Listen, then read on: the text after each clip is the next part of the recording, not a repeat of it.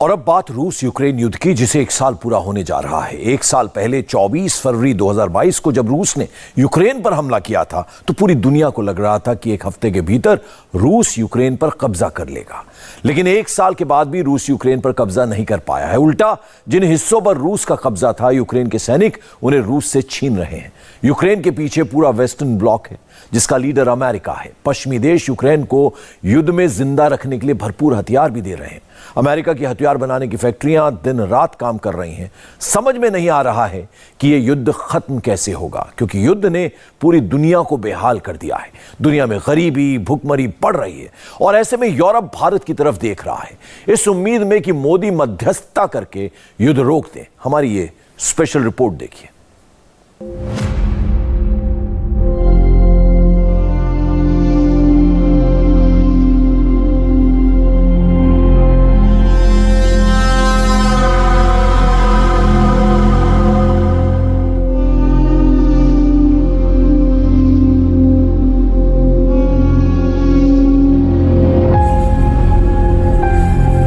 Freedom app से सीखकर क्या आप ताइवान अमरूद की खेती करते हैं? अगर ऐसा है तो आप अपने ताइवान अमरूदों को 1 करोड़ फ्रीडम ऐप के जो ग्राहक हैं उन्हें बिना किसी खर्चे के आप उसे बेच सकते हैं।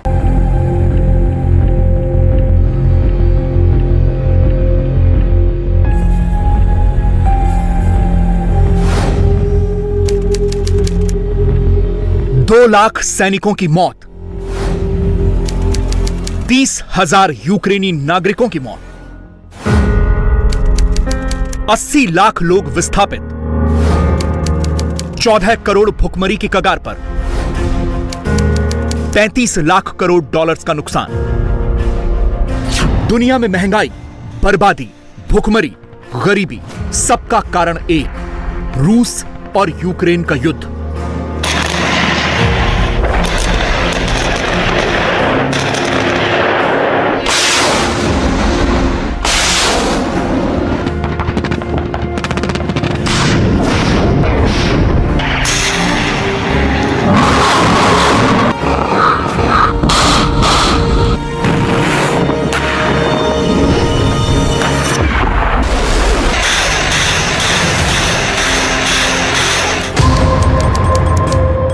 तारीख थी 24 फरवरी 2022।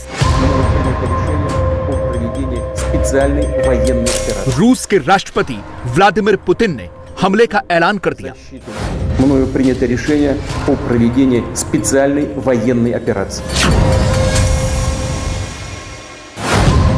थोड़ी ही देर में यूक्रेन पर रूस ने हमला कर दिया।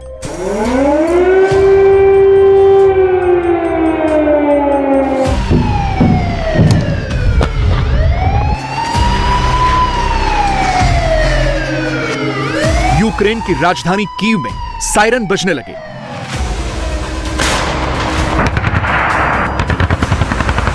रूस की मिसाइलें एक एक करके यूक्रेन के कई शहरों को निशाना बना रही थी।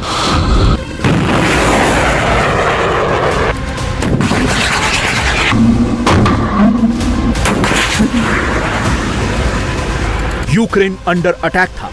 दुनिया बस यूक्रेन के सरेंडर का इंतजार कर रही थी।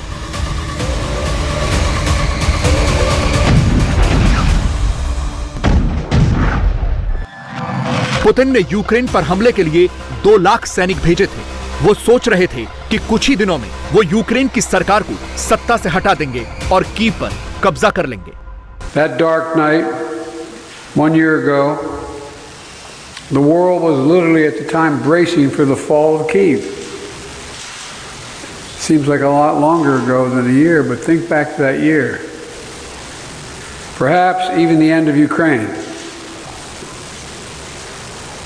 You know, 1 year later, Kyiv stands, and Ukraine stands, democracy stands, the Americans stand with you, and the world stands with you.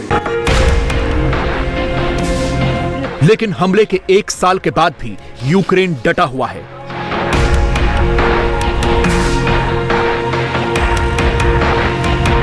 रूस का बड़ी ही बहादुरी से मुकाबला कर रहा है,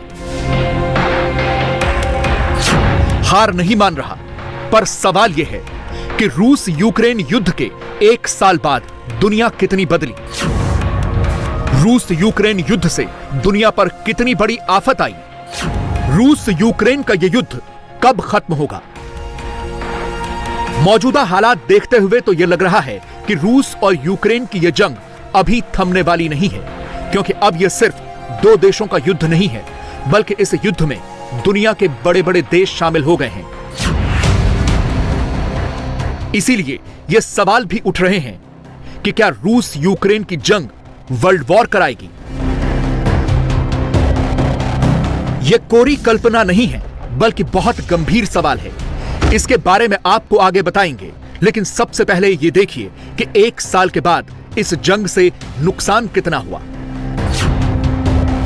सबसे पहले रूस का नुकसान देखिए। युद्ध में अब तक रूस के 1,44,000 से ज्यादा सैनिक मारे गए, 4,33,000 से ज्यादा सैनिक घायल हुए, 1,000 से ज्यादा सैनिक युद्ध में बंदी बनाए गए। रूस को हथियारों का भी अच्छा खासा नुकसान हुआ है। रूस के 6,500 आर्मर्ड कॉम्बैट व्हीकल नष्ट हो गए हैं। रूस के 2,900 से ज्यादा टैंक नष्ट हुए हैं। 299 फाइटर जेट और एयरक्राफ्ट खत्म हुए।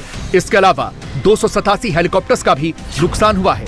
1564 यूएवीज का भी नुकसान हुआ है। 395 मल्टीपल लॉन्च रॉकेट सिस्टम और 1905 आर्टिलरी सिस्टम नष्ट हो गए हैं। नुकसान यूक्रेन को भी हुआ है, लेकिन रूस की तुलना में कम है। यूक्रेन के 1 लाख से ज्यादा सैनिक मारे गए या घायल हुए हैं। युद्ध में 30,000 यूक्रेनी नागरिकों की मौत हुई है। यूक्रेन के 800 आर्मर्ड कॉम्बैट व्हीकल्स नष्ट हुए हैं। युद्ध में यूक्रेन के भी 750 टैंक खत्म हो गए हैं। युद्ध ने यूक्रेन को बर्बाद कर दिया है। यूक्रेन के बड़े बड़े शहर रूसी मिसाइलों के हमले में बर्बाद हो गए हैं।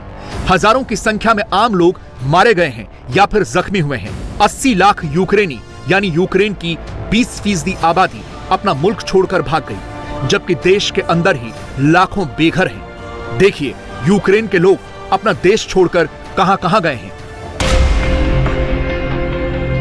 रूस में 28,52,000, पोलैंड में 15,63,000, जर्मनी में 10,55,000, चेक रिपब्लिक में 4,89,000, स्लोवाकिया में 1,09,000, रोमानिया में 1,09,000, इटली में 1,69,000, स्पेन में 1,66,000, फ्रांस में 1,18,000 और यूके में 1,61,000 यूक्रेनी शरणार्थी पहुंचे हैं। यूरोपीय और पश्चिमी देशों की मदद से यूक्रेन रूस को बड़ी ही बहादुरी से जवाब दे रहा है और एक एक करके रूस से अपनी हारी हुई जमीन हासिल कर रहा है। खार्किव, खैरसोन और माइकोलेव जैसे इलाकों को यूक्रेन ने रूस के कब्जे से मुक्त कर दिया है, यानी एक तरह से यहां यूक्रेन ने रूस को हराया है। लेकिन अभी भी यूक्रेन के 6 बड़े शहर रूस के कब्जे में हैं और ये बहुत ही ज्यादा महत्वपूर्ण शहर हैं। सेवेरोडोनेट्स्क, डोनेट्स्क, लुहांस्क, जपोरिजिया, मारियोपोल और मेलिटोपोल ये वो शहर हैं जो यूक्रेन की इकोनॉमी को कंट्रोल करते हैं। 20 लाख की आबादी वाला डोनेट्स्क एक इंडस्ट्रियल एरिया है। इसे यूक्रेन का स्टील सेंटर कहा जाता है। दूसरा शहर है 15 लाख की आबादी वाला लुहांस्क, यहां कोयले का बड़ा भंडार है। तीसरा शहर है मारियोपोल, जो एक बहुत बड़ा बंदरगाह है। मारियोपोल बंदरगाह 10 मिलियन मीट्रिक टन से ज्यादा कार्गो को हैंडल करता है। चौथा शहर है जपोरिजिया, जो यूरोप का न्यूक्लियर पावर हब है। यहां यूरोप का सबसे बड़ा न्यूक्लियर प्लांट है। पांचवा शहर है सेवेरोडोनेट्स्क, जो यूक्रेन की केमिकल इंडस्ट्री का सेंटर है। यहां फर्टिलाइजर्स बनाए जाते हैं जिन्हें दुनिया भर में एक्सपोर्ट किया जाता है। और रूस के कब्जे का छठा शहर है मेलिटोपोल, जो पूरी तरह से एक इंडस्ट्रियल एरिया है। यूक्रेन का सबसे बड़ा बर्तन बनाने का प्लांट है। शहर में इलेक्ट्रॉनिक्स आइटम, विमानों और वाहनों के पार्ट्स बनाए जाते हैं। इन शहरों पर कब्जे का मतलब है कि यूक्रेन की इकोनॉमी पर रूस का कब्जा। यूक्रेन अपने इन शहरों पर कब्जा वापस पाने के लिए तड़प रहा है और इसीलिए वो पश्चिमी देशों से अपने लिए हथियार मांग रहा है। पश्चिमी देश भी यूक्रेन की खूब मदद कर रहे हैं। लगभग 30 देशों ने भारी तादाद में यूक्रेन को युद्ध के हथियार और मिलिट्री उपकरण मुहैया कराए हैं। अमेरिका यूक्रेन को long range missiles, rockets, tank, rocket launchers और बख्तरबंद गाड़ियां दे रहा है। ब्रिटेन यूक्रेन को चैलेंजर 2 टैंक दे रहा है। यह ब्रिटिश आर्मी का मेन बैटल टैंक है, जर्मनी भी लेपर्ड 2 टैंक यूक्रेन भेजने के लिए तैयार हो गया है। पोलैंड और चेक रिपब्लिक ने यूक्रेन को 200 से ज्यादा T-72 टैंक दिए हैं। ऑस्ट्रेलिया और कनाडा ने यूक्रेन को M777 हॉबिट्जर तोप और उसमें इस्तेमाल होने वाला गोला बारूद भी दिया है। तुर्की ने अपने बेरख्तार TB2 ड्रोन यूक्रेन को सप्लाई किए थे।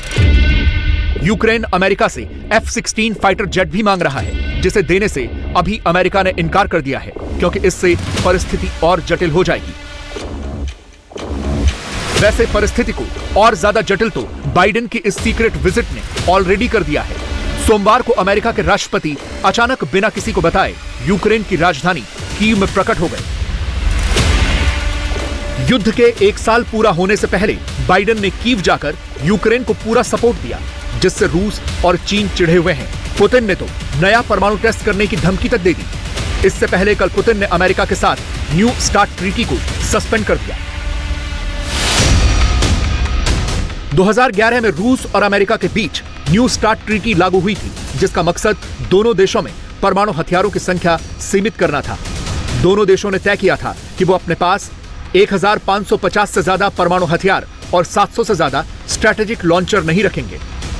लेकिन अब पुतिन ने न सिर्फ इस संधि को मानने से इनकार कर दिया है, बल्कि नए परमाणु टेस्ट की भी धमकी दे दी है। इस तरह की जानकारी है कि अमेरिका एक नए तरह के परमाणु हथियार बना रहा है। ऐसी परिस्थिति में रूस के रक्षा मंत्रालय को रूस के न्यूक्लियर हथियारों की टेस्टिंग के लिए तैयार रहना चाहिए। निश्चित तौर पर हम ऐसे पहले नहीं करेंगे, लेकिन अगर अमेरिका ने टेस्ट किए तो फिर हम भी करेंगे। इसीलिए यह कहा जा रहा है कि क्या यूक्रेन और रूस का यह युद्ध वर्ल्ड वॉर कराएगा, क्योंकि अमेरिका लगातार पुतिन के खिलाफ मोर्चा बना रहा है। वो यूरोप में जाकर पुतिन को चुनौती दे रहा है। Seen again today what the people of Poland and the people across Europe saw for decades. Appetites of the autocrat cannot be appeased. They must be opposed.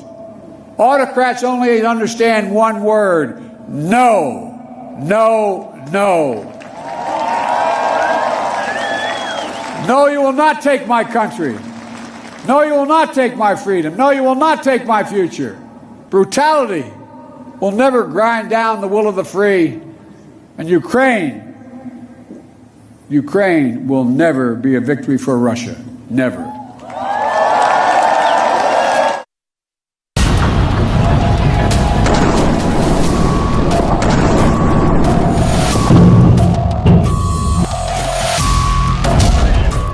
लेकिन इस युद्ध का सबसे ज्यादा नुकसान हुआ है पूरी दुनिया की इकोनॉमी को। युद्ध भले ही यूरोप के 2 मुल्कों के बीच में चल रहा हो, लेकिन पूरी दुनिया को इसका खामियाजा भुगतना पड़ रहा है। पूरी दुनिया की अर्थव्यवस्था बर्बाद हो गई है।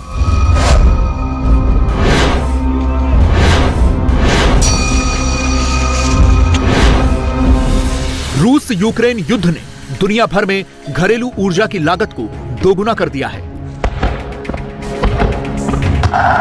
नेचर जर्नल में एक स्टडी प्रकाशित की गई है, जिसके मुताबिक एनर्जी प्राइसेस में बढ़ोतरी की वजह से लोग बिना बिजली के रहने को मजबूर हैं।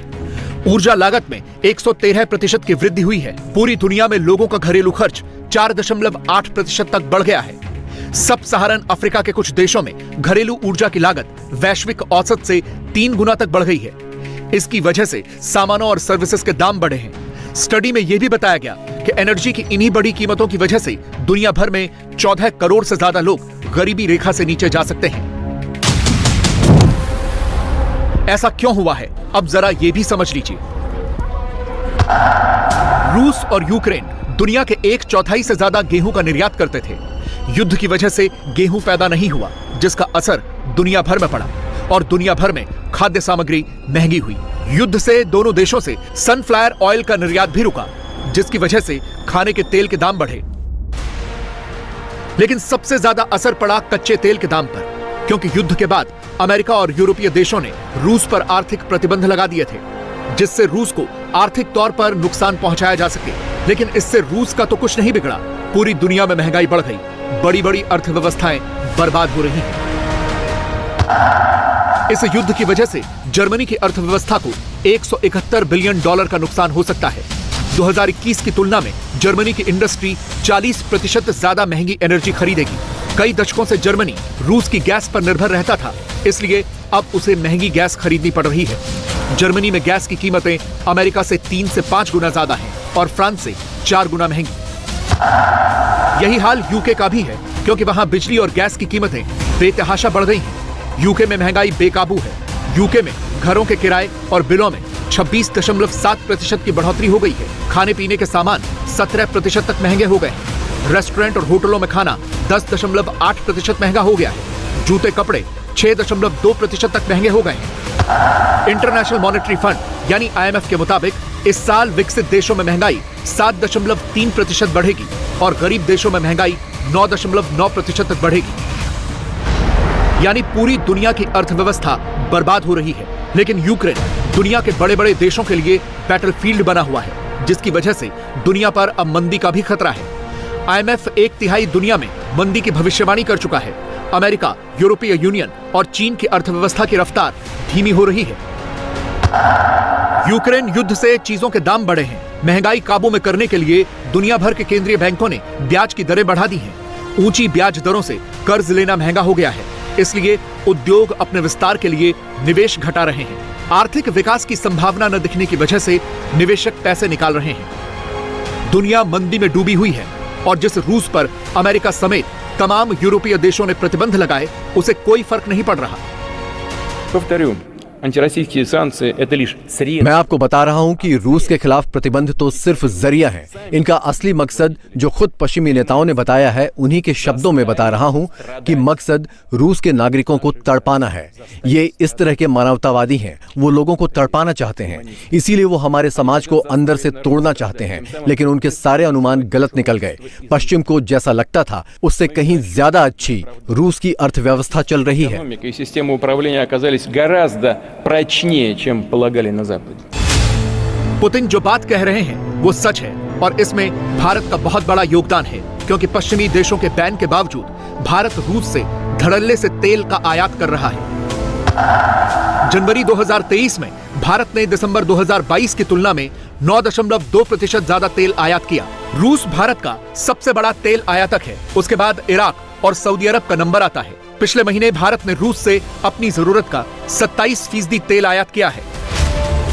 इसीलिए भारत से कुछ पश्चिमी देशों की भी नाराजगी है, लेकिन उनका सब फ्रीडम ऐप से सीखकर क्या आप ताइवान अमरूद की खेती करते हैं? अगर ऐसा है तो आप अपने ताइवान अमरूदों को 1 करोड़ फ्रीडम ऐप के जो ग्राहक हैं, उन्हें बिना किसी खर्चे के आप उसे बेच सकते हैं। सबसे बड़ा लीडर यानी अमेरिका भारत के रूस से तेल खरीदने पर खामोश है, क्योंकि भारत के प्रधानमंत्री नरेंद्र मोदी पूरी दुनिया के सामने पुतिन की आंखों में आंखें डालकर युद्ध खत्म करने की बात कह चुके हैं। दुनिया को भी लगता है कि अगर यह युद्ध कोई देश खत्म करवा सकता है तो वो है भारत। इस साल G20 की अध्यक्षता भारत को मिली है। यूरोप समेत पूरी दुनिया को भारत से बड़ी उम्मीदें हैं। उन्हें लगता है कि इस युद्ध को खत्म करवाने में भारत मदद कर सकता है। We have an invasion which is taking place in Europe, the Russian invasion of Ukraine, totally unjustified, a clear violation of the UN Charter. So it's not a business as usual situation, but we trust the Indian presidency will find a way, in any case, to steer the proceedings towards a positive conclusion. दुनिया में भारत ही इकलौता ऐसा देश है जो रूस के साथ भी है और जिसकी लगातार अमेरिका भी तारीफ कर रहा है, और इसीलिए दुनिया को यह विश्वास भी है कि इस युद्ध को भारत ही रुकवा सकता है। इंडिया टीवी हर वक्त हर जगह डाउनलोड करने के लिए सर्च करें India TV news Google play store या ऐप स्टोर पर।